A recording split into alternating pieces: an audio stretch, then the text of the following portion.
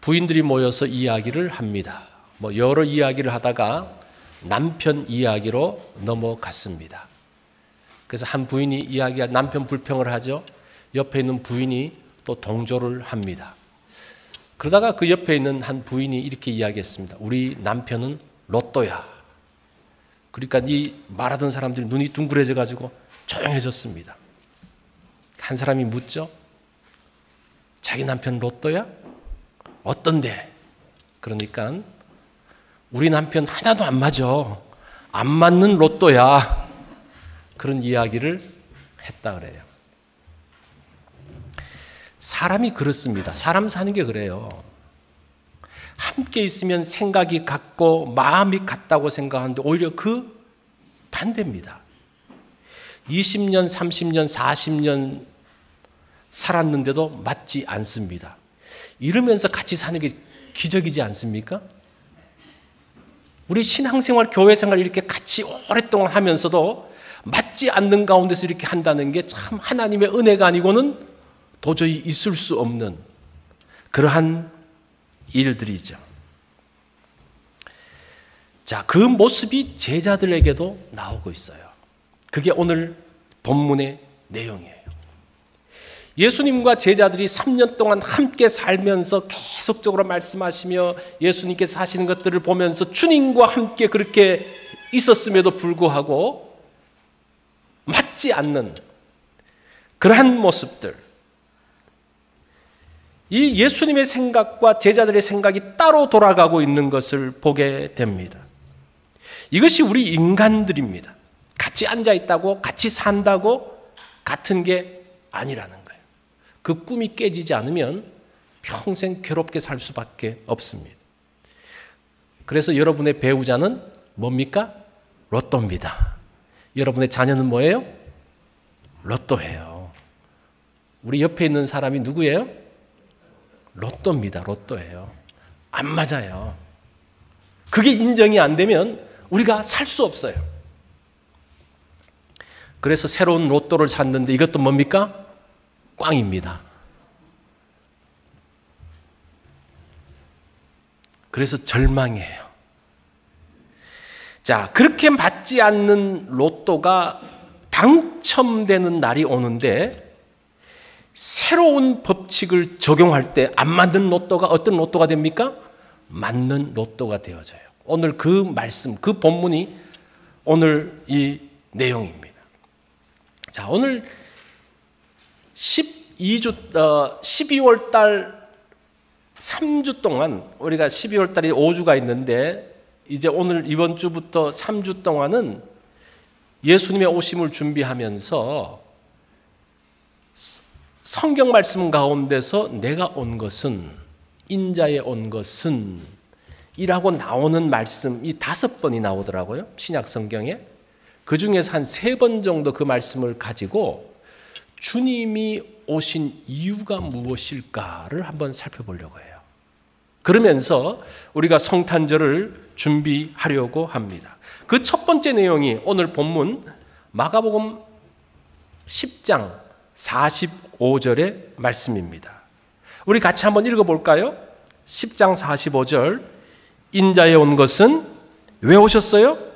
섬김을 받으려 함이 아니라 도리어 섬기려 하고 자기 목숨을 많은 사람들의 대속물로 주기 위해서라고 이야기합니다. 세상을 창조하시고 온 세상을 통치하시는 그분이 이 땅에 오셨는데 왜 오셨습니까? 섬김을 받기 위해서가 아니라 섬기기 위해서, 심지어는 자기 목숨을 대속물로 주기 위해서 오셨다라고 이야기를 하고 있습니다. 이것은 세상 나라들과는 완전히 다른 통치 방식이라는 거예요. 새로운 방식, 새로운 통치, 새로운 기준, 새로운 가치가 예수 그리스도의 오심으로 인해서 시작되어졌다는 겁니다. 하나님 나라의 새로운 법칙을 행하기 위해서 예수님이 이 땅에 오셨고 그 법칙대로 할 때에 세상이 바뀌고 있고 사람들이 바뀌는 것을 볼 수가 있습니다. 자, 오늘 우리가 이 말씀을 볼 때에 이 말씀이 나오게 되어진 배경을 볼 필요가 있습니다. 예수님이 제자들과 함께 예루살렘으로 올라가고 있습니다. 이건 마지막 예루살렘 여행입니다. 예루살렘에 가서 이제 십자가에 달리시는 그 장면입니다. 그걸 올라갈 때 야고보와 요한이 예수님께 가서 싹 이야기합니다. 무슨 이야기를 해요? 35절에 보면 선생님, 무엇이든지 우리가 구하는 바를 우리에게 하여 주시기 원합니다. 굉장히 당돌한 말이죠. 그죠? 내가 하는 거 다 들어주세요. 그런 말이에요. 그래서 예수님이 묻습니다. 도대체 뭘 원하느냐? 그러니까 이 사람들이 뭐라 그래요? 주의 영광 중에서 우리를 하나는 주의 우편에, 하나는 좌편에 앉게 해 주십시오.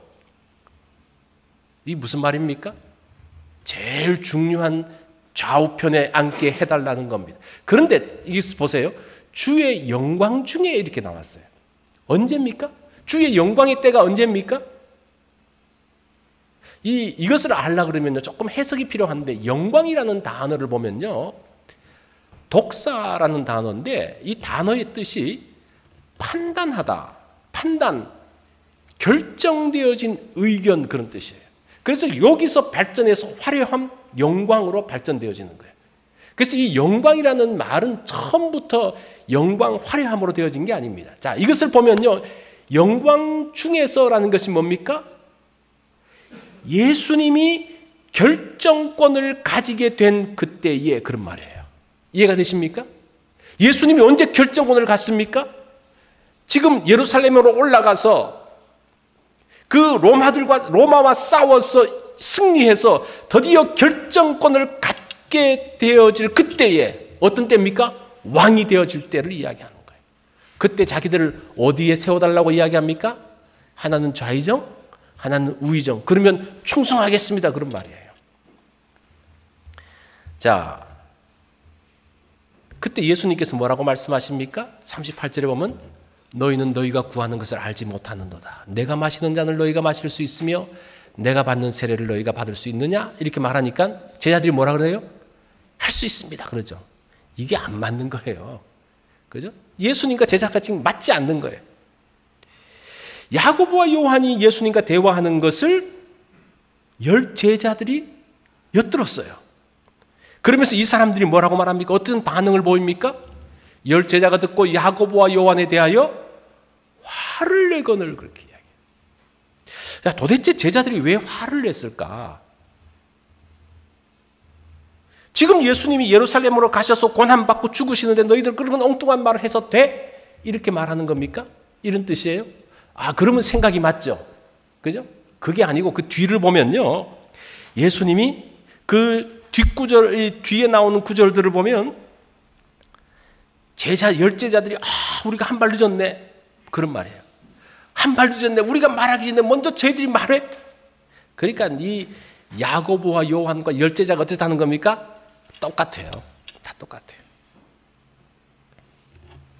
12명의 제자들이 똑같은 생각을 하고 있습니다. 왜 이렇게 맞지 않을까? 예수님과 이렇게 있음에도 불구하고 왜 맞지 않을까?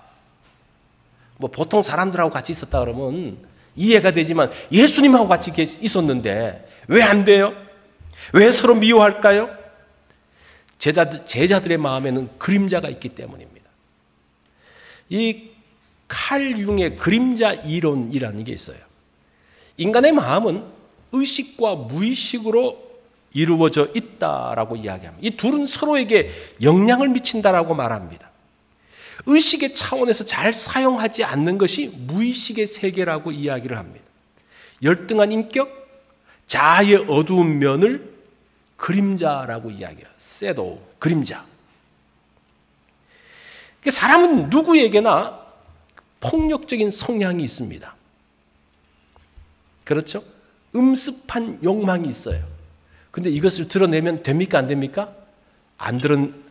드러내면 안 되니까 이것은 밑으로 쫙 내리는, 그러면서 이것이 어느 세계로 들어가는 거예요?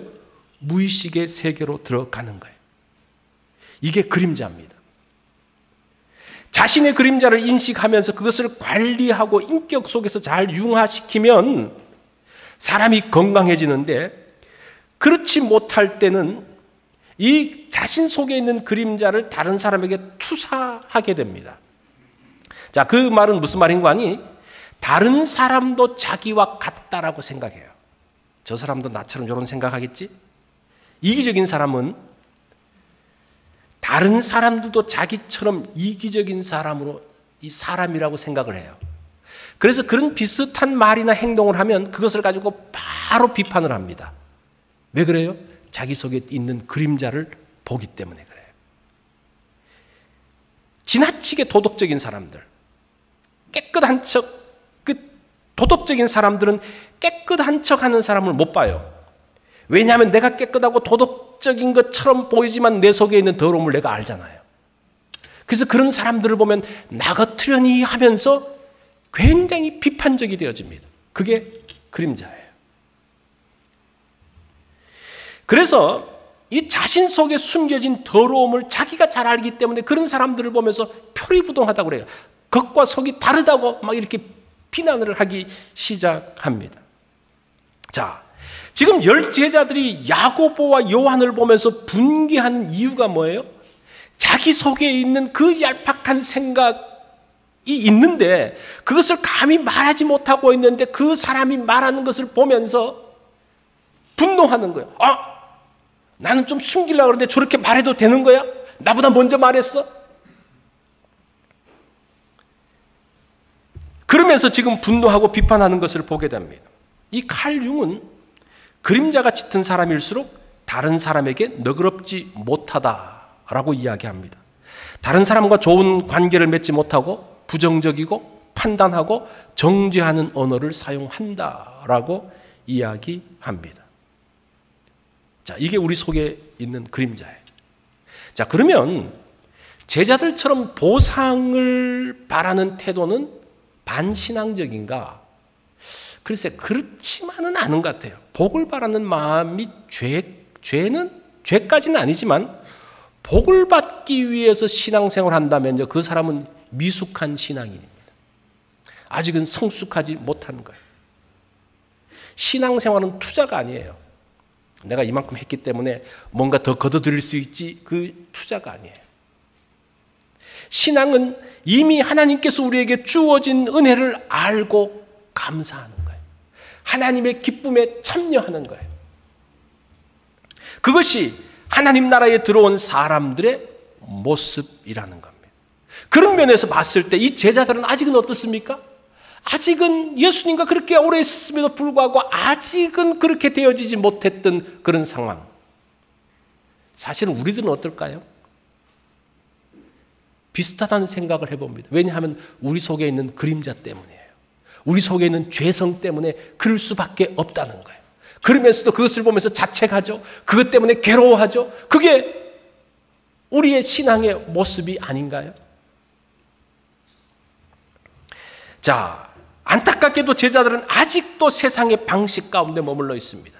세상의 방식이 42절에 나와요.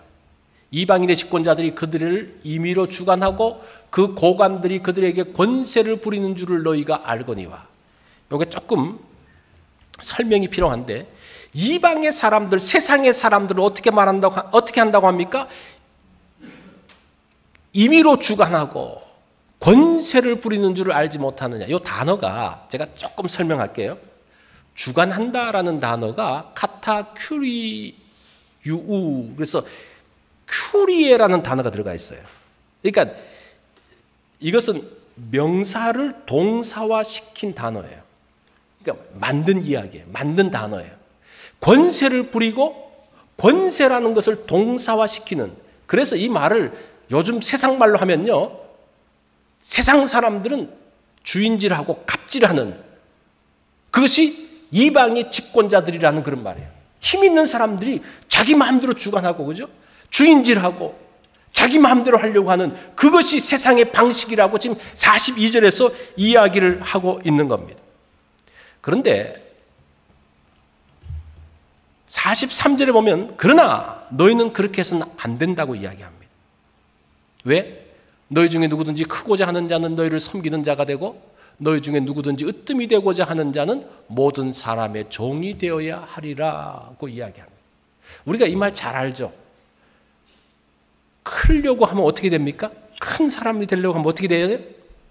섬겨야 되고, 으뜸이 되려고 하면 어떻게 됩니까? 종이 되어야 한다. 근데 이렇게 해석하면 안 돼요. 그러면 또 똑같잖아요. 그죠? 내가 크게 되려는 그 동기를 가지고 어떻게 하는 겁니까? 섬기는 거잖아요. 내가 으뜸이 되려고 종노릇 하잖아요. 그건 좋은 동기가 아니죠. 이 원래 그 본문을 그대로 문법적으로 보면요. 헬라어 그대로 보면요. 누구든지 크고자 하는 자는 현재형이에요. 너희를 섬기는 자가 될 것이다. 미래형이에요. 이 말은 무슨 말인 거 아니? 똑같아요. 으뜸이 되고자 하는 자는 현재형이고 모든 사람이 종이 된다는 말은 미래형인데 이 말은 크고자 하는 사람은 나중에 어떻게 된다는 겁니까? 섬기는 자가 되고 으뜸이 되려고 하는 사람은 뭐가 된다는 겁니까? 종이 된다는 경고의 말씀이에요. 그런데 이것을 많은 경우 잘못 해석해가지고 크려고 하면 섬겨라. 으뜸이 되려고 하면 종이 되라. 그런 내용은 아니라는 거예요. 너희들의 패망의 길, 멸망의 길이 뭔지 아느냐? 크고자 하는 것이고 으뜸이 되고자 하는데 그렇게 되어지면 섬기는 자가 되어지고 종이 될 것이라고 이야기를 하고 있습니다. 그러면서 45절이 중요한데 45절은 제일 먼저 왜냐하면이라는 단어가 있어요. 왜냐하면 그 이유를 이야기합니다. 인자는 섬김을 받으려 함이 아니라 도리어 섬기려 하고 자기 목숨을 많은 사람의 대속물로 주려 함이라고 이야기를 하고 있습니다. 이 세상 나라들과 하나님 나라의 방식이 달라요. 사실은 지도력을 갖고 있는 사람, 권력을 갖고 있는 사람들에게 주시는 경고가 43절, 44절의 말씀이에요. 그리고 45절은 뭡니까? 새로운 법칙을 이야기해요. 예수 그리스도를 통한 새로운 법칙이 무엇인지에 대한 이야기를 하고 있습니다. 자신의 힘과 권세로 다른 사람을 억누르고 다른 사람을 부리려고 하는 것은 인간의 죄성에서 나온 겁니다. 인간이 그런 존재라는 거예요. 그 니체가 이렇게 이야기를 합니다. 인간 존재의 본질을 권력에 대한 의지다라고 이야기합니다. 모든 인간은 지배 욕구가 있다는 거예요. 다른 사람을 누르려고 하는 욕구가 있다는 겁니다. 그 권력을 가지려고 하는 욕구가 있다라고 이야기를 합니다. 그래서 부부 갈등, 자녀 갈등, 고부 갈등, 직장에서 갈등 다 뭐예요? 누가 지배자가 되느냐의 싸움이에요. 그 싸움 때문에 계속적으로 갈등이 있는 거예요. 계속적으로 문제가 있는 거예요. 지금 그 갈등 가운데서 안 맞는 로또가 나오는 거예요. 아, 이 사람하고 같이 있으면 정말 좋을 줄 알았는데 안 맞는 거예요. 왜 그래요? 우리 가운데 있는 그러한 죄성들, 지배하려는 그 욕구 때문에 일어난다는 겁니다. 그러면서 45절에서 이것은 이유면서도 하나의 새로운 법칙입니다.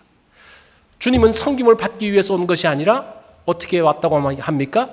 섬기고 자기 목숨을 대속물로 주기 위해서 왔다라고 말씀합니다. 이게 하나님 나라의 원리이죠.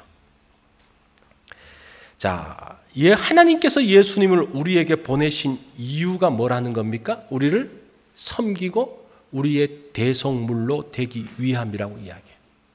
이렇게 보니까요, 예수님은 뭡니까? 하나님의 선물이에요. 제가 이 말씀을 보면서 지금 이 대속 섬김이 어떻게 성탄절하고 맞느냐라고 생각을 해보니까 예수님이 이 땅에 오셨는데 뭐로 오셨습니까? 하나님의 선물로 오셨어요. 어떤 선물? 섬기는 선물이고 대속물로 되기 위한 선물이에요. 그 예수 그리스도로 인해서 우리가 무엇을 얻습니까? 구원을 얻었어요. 하나님의 자녀가 되었어요. 그 풍성함을 누리게 되었어요. 어려움 가운데서 주님이 우리의 피난처가 되셨습니다. 그 선물을 우리가 받고 사는 거예요. 우리는 세상의 법칙대로 사는 사람이 아닙니다. 하나님의 법칙대로 사는 사람이죠. 힘 있는 사람은 어떤 사람이라는 겁니까? 섬기는 사람이 되어져야 되고, 으뜸이 되는 사람은 뭐가 되어야 된다고 말합니까? 종이 되어지는 것이 하나님 나라의 원리예요. 그래야지 사람이 살아나요. 그래야지 사람이 변화되어집니다. 그래야지 사람이 새롭게 되어지는 거예요. 제가 서두에 그런 말씀을 드렸죠. 오늘 보니까 복장이 완전히 바뀌었다고, 변했다고. 그죠? 언제 변해요? 그냥 바뀌지 않는 거예요. 뭔가 새로운 법칙, 새로운 계절이 올 때 바뀌어지는 거예요. 지금 이 예수 그리스도를 통한 새로운 법칙이 지금 이 땅의 모습들을 바꿔가고 있는 것을 보게 됩니다. 그래서 성탄절기는 내가 필요한 것을 얻는 절기가 아니라 내가 하나님의 선물이 되는 절기예요. 아멘? 이게 중요한 원리예요. 안 맞는 로또가 맞는 로또가 되려고 그러면요, 지금 이 원리를 알아야 돼요. 그렇다면 우리가 하나님의 선물이 되기 위해서 어떻게 해야 되는가? 어떻게 해야 될까? 첫 번째, 제가 두 가지를 이야기할게요. 첫 번째는 다른 사람에게 힘이 되어지는 사람이 되어져야 됩니다. 만나면 힘이 되는 사람이 있고 만나면 힘이 빠지는 사람이 있어요. 그렇습니까? 별로 반응이 없네.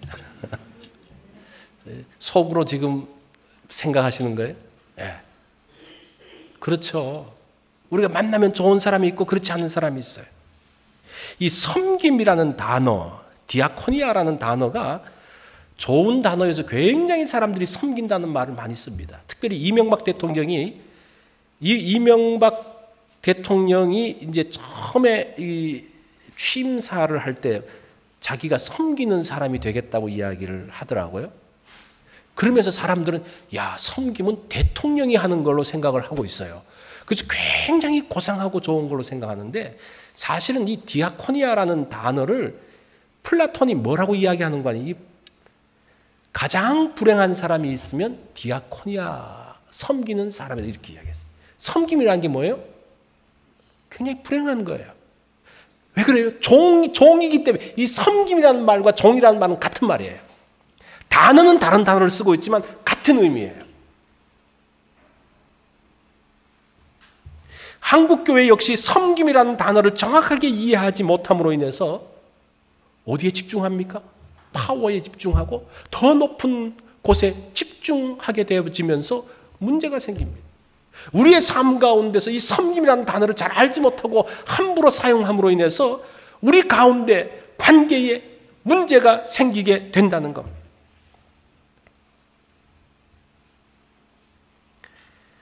선교지에 가면 선교지 사람들을 섬기는 것이 아니라 군림하는 선교사님들이 가끔 있어요.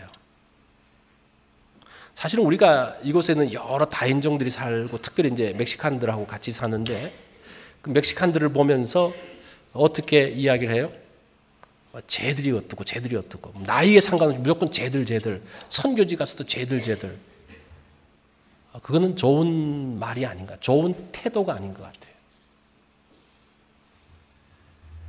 선교지에 가서도 하대하는 말들을 써서는 안 됩니다. 그것은 섬기는 게 아니죠. 힘을 빼는 거예요. 오히려 가가지고 그냥 힘을 빼고 그 사람들을 그냥 좌절시키고 오는 거예요. 하나님께서 나에게 파워를 주셨습니다. 높은 자리를 주셨어요. 그 이유가 뭡니까? 다른 사람에게 힘이 되어지고 다른 사람에게 축복이 되라고 하신 거예요. 그것이 힘이 되는 사람입니다. 그것이 하나님 나라의 법칙이죠. 이것을 위해서 주님께서 오셨고 이것이 십자가의 길이라고 이야기합니다. 그렇기 때문에 주님은 우리에게 축복이 되셨던 것을 보게 됩니다. 자, 두 번째는 사람을 대할 때에 주님께 하듯이 하라고 이야기합니다. 사람을 대할 때 어떻게 하라? 주님께 하듯이. 에베소 5장 21절에 보면 그리스도를 경외함으로 피차 복종하라. 그러면서 22절에 어떤 말씀이 나오는 거 아니? 아내들이여 이렇게 나와요. 남편에게 복종하기를 주께 하듯 하라. 남편에게도 주님이 교회를 사랑하듯이 하라. 그래서 바꿔 말하면요, 주께 하듯이 하고 주님이 하듯이 하는 것, 그것이 하나님의 선물로 사는 겁니다. 우리가 사람들을 대할 때 참 그렇게 하기가 쉽지 않죠. 자, 이렇게 말하면 당장 탁 이제 불만이 나오는 게, 아, 배우자가 그렇게 하면 나도 하겠다, 이렇게 딱 나오죠, 그죠? 주고 받는 게 세상의 방식이에요. 그건 뭐 어떻게 보면 우리한테 너무나 익숙한 방식이에요. 주고 받으면 괜찮아요. 사실은 그 방식을 하루아침에 바꿀 수가 없습니다. 그렇지만 분명히 알아야 될 것은 무엇인가 하니 죽게 하듯 하는 방식이 하나님 나라의 법칙이라는 거예요. 만약에 내가 그렇지 못하면 아직은 내가 부족한 사람이라고 생각은 해야 된다는 거예요. 아, 내가 못해. 예, 못하는 거 인정해요. 뭐 못할 수 있죠. 어떻게 바로 됩니까? 그 방식이 익숙하지 않죠. 그렇지만 그게 안 되는 사람은 아직은 나는 부족한 사람이라는 것은 생각은 해야 된다는 거예요. 아시겠어요? 행동은 못하더라도 생각은 하라는 거예요. 생각하기 시작하면 새로운 시작, 출발점이 만들어집니다. 그러면요, 안 맞는 로또에서 맞는 로또로 출발되어진다는 거예요. 성탄절은 하나님의 선물이신 예수님이 오신 날이에요. 예수님으로 인한 그 선물들이 많죠. 구원의 선물, 은혜의 선물, 풍성함의 선물들이 많습니다. 뿐만 아니라 주님을 따르는 사람은 우리가 뭐가 된다고 말합니까? 하나님의 선물이 되어져야 되는 거예요. 내가 뭐가 되어야 된다? 하나님의 선물이 되어져야 된다는 거예요. 그래서 다른 사람에게 힘이 되어져야 되고 다른 사람에게 축복이 되어져야 합니다. 이게 십자가의 도고 이것이 믿는 사람들의 능력입니다. 기독교 역사 가운데서 많은 감동적인 이야기들이 있는데 로렌스 형제의 이야기는 우리에게 참으로 축복이 됩니다. 이분의 원래 이름은 니콜라 에르망인데 이 사람이 이제 수도원으로 들어가면서 이름을 로렌스라는 이름을 받게 됩니다. 이 사람은 18살에 예수님을 만나게 되어지죠. 그렇지만 별로 크게 변화되어진 삶을 살지 못하다가 그러다가 30년 전쟁에 참전하게 되어집니다. 그 전쟁에 가서 부상을 당하고 다리를 절게 되는 이제 불구가 되죠. 그리고 난 다음에 나와서 직장 생활하지만 매사에 서툴고 실수를 연발하는 사람이었습니다. 그러다가 55세 되는 나이에 1666년에 이 사람이 수도원으로 들어가게 됩니다. 카르멜 수도회로 들어가죠. 그러면서 새로운 삶을 시작합니다. 이 로렌스는 수도원에 들어가서 항상 후미진 자리에 있습니다. 이분은 정식 수도사가 아니에요. 평신도 수도사예요. 그래서 그 수도원에 들어가서 부엌에서 음식을 만들고 설거지하고 허들의 일을 하는 그러한 사람이었습니다. 그렇지만 그 일을 정말 기쁘게 감당합니다. 그는 식당에서 정식 수도사들을 보면서 이분들은 하나님이 보내주신 천사야 이렇게 생각하는 거예요. 이제 그런 마음을 가지니까 얼마나 그 섬기는 것이 즐겁겠습니까? 그 수도사들이 식사하는 모습을 보면서 항상 마음이 흐뭇합니다. 그러면서 기도합니다. 하나님, 이 부엌이 천국이 되게 하옵소서. 그런 기도를 하고 그들을 섬기면서 그 가운데서 하나님을 체험하면서 사는 거예요. 그런데 신기한 일이 벌어지기 시작합니다. 그 수도사들이 그 수도원에서 사는 게 얼마나 치열합니까? 기도하는 것, 그 영적인 싸움 얼마나 많은 치열한 것들이 있습니까? 그런데 그렇게 치열한 싸움 가운데서 지친 사람들이 식당에만 오면요, 마음이 그렇게 편안한 거예요. 이게 지금 한두 사람이 아니라 모든 사람들이 느끼는 것이 식당에만 오면 왜 이렇게 마음이 편안하지? 그런 감정을 느끼기 시작했습니다. 그러면서 그 후미진 식당이 그 수도원에서 가장 영광스러운 장소로 바뀌기 시작합니다. 식당의 위치가 좋아서가 아니라 어떤 신비한 그 능력이 있은 게 아니라 하나님을 지극히 사랑했던 한 사람이 보이지 않는 장소에서 겸손히 다른 사람들을 위해서 섬기며 기도하고 축복하는 그것 때문에 그 가운데 하나님께서 함께 하셨던 것을 보게 됩니다. 이 로렌스 형제가 그 부엌에서 또 허들의 일을 하면서 늘 기쁘게 있으니까 사람들이 너무나 궁금한 거예요. 수도사들이 궁금한 거예요. 와서 묻습니다. 당신 어떻게 그렇게 기쁘게 삽니까? 그 교회 지도자들도 이제 이분한테 상담을 하러 오는 거예요. 당신 어떻게 그렇게 기쁘게 합니까? 편지로도 상담을 하면서 옵니다. 자, 그러면서 1691년 그는 80세의 나이로 이제 세상을 떠나게 됩니다. 이 사람이 세상을 떠나게 된 그 다음 해에 그 하나님의 임재 연습이라는 그 책을 발간하게 되는데 이 책은 여러분들이 아마 이 제목은 들어보신 적이 있을 거예요. 이것은 로렌스가 쓴 책이 아니라 로렌스가 죽고 난 다음에 그 대수도원 원장인 보포르라는 사람이 로렌스 형제와 이야기를 하고 그 사람이 썼던 편지, 상담했던 것들을 이 사람이 수도원장이 모아가지고 책을 만들어낸 거예요. 로렌스의 이름으로 만든 거예요. 하나님께서 이 로렌스 형제를 어떻게 하셨습니까? 높이셨던 것을 보게 됩니다. 자, 오늘도 사람들은 대박을 기대하면서 로또를 사요. 근데 문제는 뭡니까? 안 맞는 로또를 사니까 문제예요. 여러분, 맞는 로또를 사세요. 지금 하나님께서 여러분들에게 보내주신 분들, 배우자들, 우리 함께 신앙생활하는 사람들은 다 뭐라는 겁니까? 다 뭐예요? 대답해 보세요. 뭐예요? 로또예요, 로또. 그런데 중요한 것은 무엇인가 하니 맞는 로또냐 안 맞는 로또냐가 중요한 거예요. 로또 산다고 다 되는 게 아니잖아요. 그죠? 대부분은 다 안 되잖아요.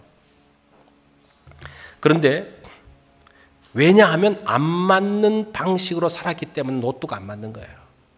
새로운 방식, 새로운 법칙.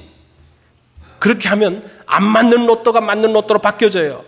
주님은 우리에게 선물이 되었듯이 우리도 다른 사람에게 선물이 되라고 이야기합니다. 그러면요, 정말 그 우리와 함께 있는 사람이 뭐가 되기 시작합니까? 맞는 로또가 되기 시작한다는 거예요. 아무런 보상도 기대하지 말고 내가 배우자에게 선물이 되어지고 내가 내 자녀에게 선물이 되어지고 함께 있는 사람들에게 선물이 되어진다면 정말 축복이 그 가운데 임하는 거예요. 이것이 하나님 나라의 법칙이라는 거예요. 자, 성탄은 하나님의 선물이 되어지는 겁니다. 자, 우리 옆에 계신 분들에게 한번 이야기해 보실래요? 당신은 하나님의 선물입니다.